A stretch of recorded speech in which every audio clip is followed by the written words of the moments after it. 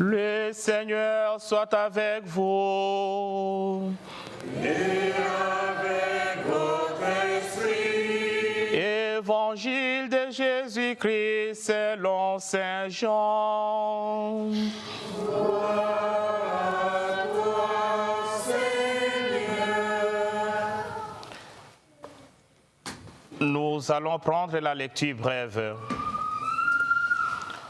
En ce temps-là, Jésus arriva à une ville de Samarie appelée Sychar, près du terrain que Jacob avait donné à son fils Joseph. Là se trouvait le puits de Jacob. Jésus, fatigué par la route, s'était donc assis près de la source. C'était la 6e heure, environ midi.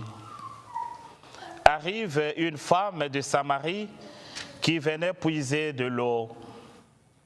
Jésus lui dit, « Donne-moi à boire. » En effet, ce disciple était parti à la ville pour acheter des provisions. La Samaritaine lui dit, « Comment, toi un Juif, tu me demandes à boire? À moi, une Samaritaine. » En effet, les Juifs ne fréquentent pas les Samaritains. Jésus lui répondit, « Si tu savais les dons de Dieu, et qui est celui qui te dit, donne-moi à boire, c'est toi qui lui aurais demandé, et il t'aurait donné de l'eau vive. » Elle lui dit, « Seigneur, tu n'as rien pour puiser, et le puits est profond. D'où as-tu donc cette eau vive?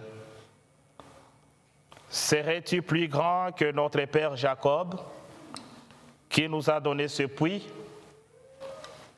et qui en a bu lui-même avec ses fils et ses bêtes? » Jésus lui répondit, « Quiconque boit de cette eau aura de nouveau soif, mais celui qui boira de l'eau que moi je lui donnerai n'aura plus jamais soif. Et l'eau que je lui donnerai deviendra en lui une source d'eau, jaillissante pour la vie éternelle. » La femme lui dit, « Seigneur, donne-moi de cette eau, que je n'aie plus soif, et que je n'aie plus à venir ici pour puiser. Je vois que tu es un prophète. Eh bien, nos pères ont adoré sur la montagne qui est là, et vous les Juifs, vous dites que le lieu où il faut adorer est à Jérusalem. » Jésus lui dit, « Femme, crois-moi, l'heure vient où vous n'irez plus sur cette montagne ni à Jérusalem pour adorer les pères. Vous adorez ce que vous ne connaissez pas. Nous adorons ce que nous connaissons, car le salut vient des Juifs. Mais l'heure vient, et c'est maintenant, où les vrais adorateurs adoreront le Père en esprit et en vérité. Tels sont les adorateurs que cherchent les pères.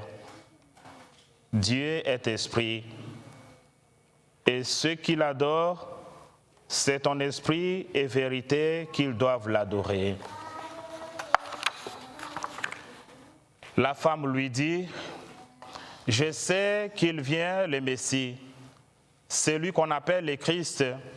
Quand il viendra, c'est lui qui nous fera connaître toutes choses. » Jésus lui dit, « Je le suis, moi qui te parle. » Beaucoup de Samaritains de cette ville crurent en Jésus. Lorsqu'ils arrivèrent auprès de lui, ils l'invitèrent à demeurer chez eux. Il y demeura 2 jours. Ils furent encore beaucoup plus nombreux à croire à cause de sa parole à lui. Il disait à la femme, « Ce n'est plus à cause de ce que tu nous as dit que nous croyons. Nous-mêmes, nous l'avons attendu, et nous savons que c'est vraiment lui, le Sauveur du monde. » Acclamons la parole de Dieu. Louange à toi, Seigneur Jésus.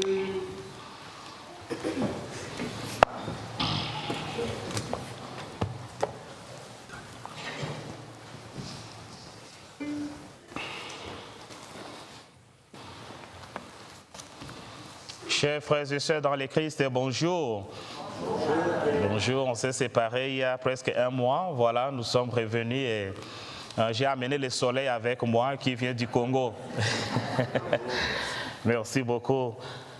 Chers frères et sœurs, le psaume de ce matin dit « Ne fermez pas votre cœur, mais écoutez la voix du Seigneur. » Aujourd'hui, ne fermez pas votre cœur, mais écoutez la voix du Seigneur. Ce psaume est très parlant simplement parce que le Seigneur parle au cœur des hommes. Le Seigneur parle au cœur de chacun et chacune de nous.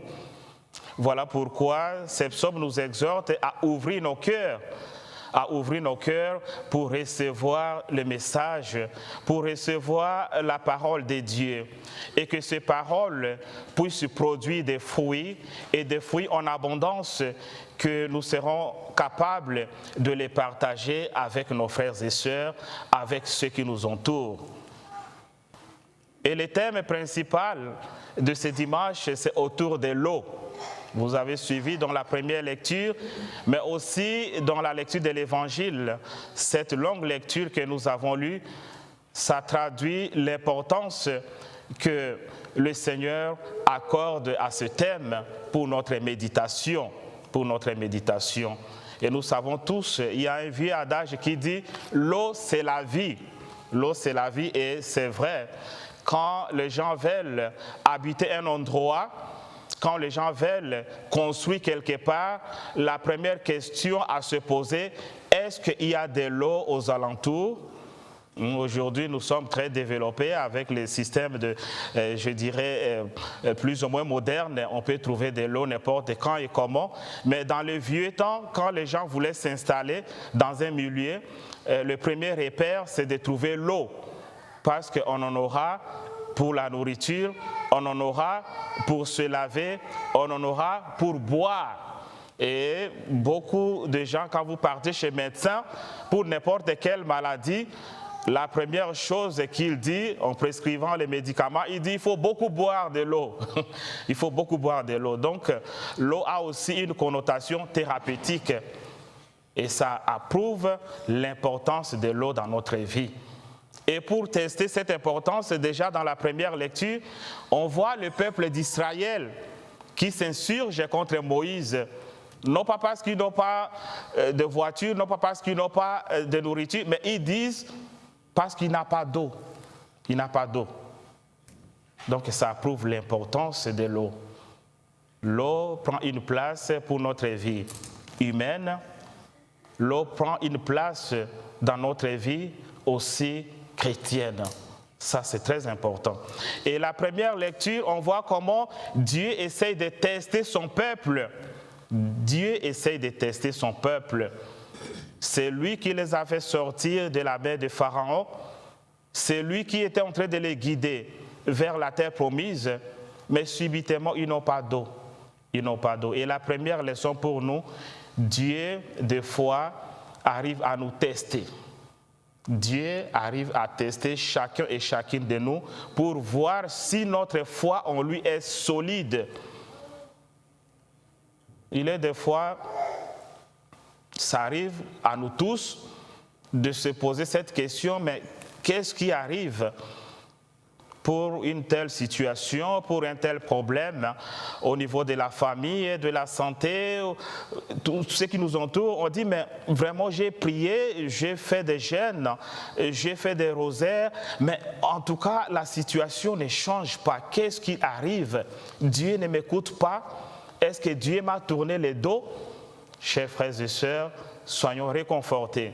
Le Seigneur n'oublie jamais les siens. Et la deuxième lecture le dit, la foi ne trompe pas. la foi ne trompe pas. Le Seigneur finira toujours à relever les défis. Le Seigneur finira toujours à nous venir en aide. Mais la grande question, est-ce que nous avons foi en Jésus? Est-ce que nous avons foi en Jésus? Ou bien nous sommes comme ces Juifs qui sont sortis de l'Égypte, mais qui récriminent contre Dieu, contre Moïse, parce qu'ils se trouvent, ils sont confrontés à une situation difficile. Ne nous tournons pas le dos au Seigneur, soyons toujours confiants. Ça, c'est la première leçon. Quelles que soient les épreuves, quelle que soit la difficulté, le Seigneur finira toujours à réagir. Voilà pourquoi la première lecture dit ceci, donne même une connotation. On dit, là où Moïse a fait sortir le peuple et que l'eau a jailli, il a donné un nom.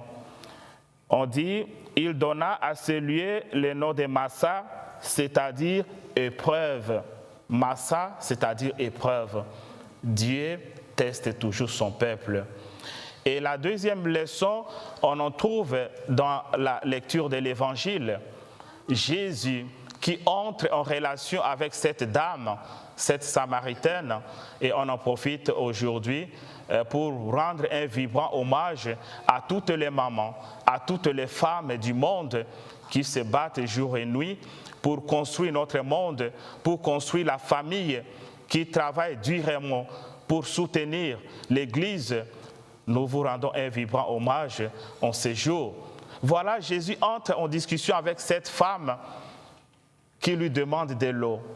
Et la femme invoque quelque chose d'important. Il dit, mais comment toi, Juif, tu peux me demander de l'eau? Pour la simple raison que les Juifs et les Samaritains ne s'attendent pas. Ce sont des ennemis radicaux. Ils ne s'attendent pas. Voilà pourquoi Jésus en profite pour lui donner une leçon. Et la deuxième leçon pour notre méditation, Jésus vient briser toutes les barrières. Jésus vient briser toutes les barrières qui nous séparent. Et Jésus veut que chacun et chacune de nous puisse construire plutôt les ponts, construire plutôt un pont entre le peuple, parce que nous sommes enfants de même Père qui est Dieu. Il n'a pas de séparation entre les Juifs et les païens. Il n'y a pas de séparation sur base de langue, sur base des tribus, sur base des pays, mais nous sommes tous enfants d'un même Père qui est Dieu. Et nous devons nous reconnaître comme tels. C'est ça notre identité, parce que nous tous, nous portons le nom des chrétiens. Nous portons le nom des chrétiens. Voilà pourquoi il est intéressant de travailler toujours dans la collaboration. Il est intéressant de travailler toujours en communion pour construire notre Église, mais aussi pour construire notre monde. La dernière leçon, Jésus se propose comme source d'eau vive. Voilà, Jésus monte l'échelon. Cette femme s'attendait à ce que Jésus lui demande de l'eau matérielle, de l'eau physique, mais Jésus lui dit, je suis capable de te donner de l'eau vive, de l'eau vive, de l'eau qui adoucit les cœurs, de l'eau qui rafraîchit les cœurs, mais aussi l'esprit, Voilà, chers frères et sœurs, nous tous, nous avons reçu les baptêmes. Nous avons reçu ces baptêmes et cette eau nous a purifiés. Cette eau nous a lavés, nous a donné l'opportunité d'être enfants de Dieu. Nous devons être comme Jésus, source d'eau vive pour nos frères et sœurs. Et pour cela, nous devons toujours nous ressourcer. Nous devons toujours nous ressourcer à la source principale qui est Jésus lui-même.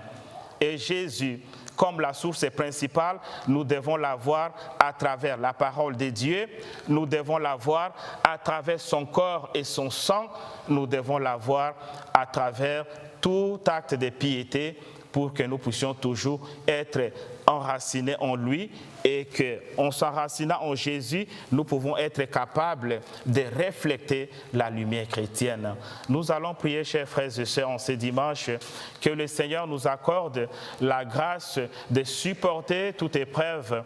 Nous allons prier pour que le Seigneur nous accorde la grâce de briser toutes les barrières qui nous séparent pour que nous soyons toujours unis à son service.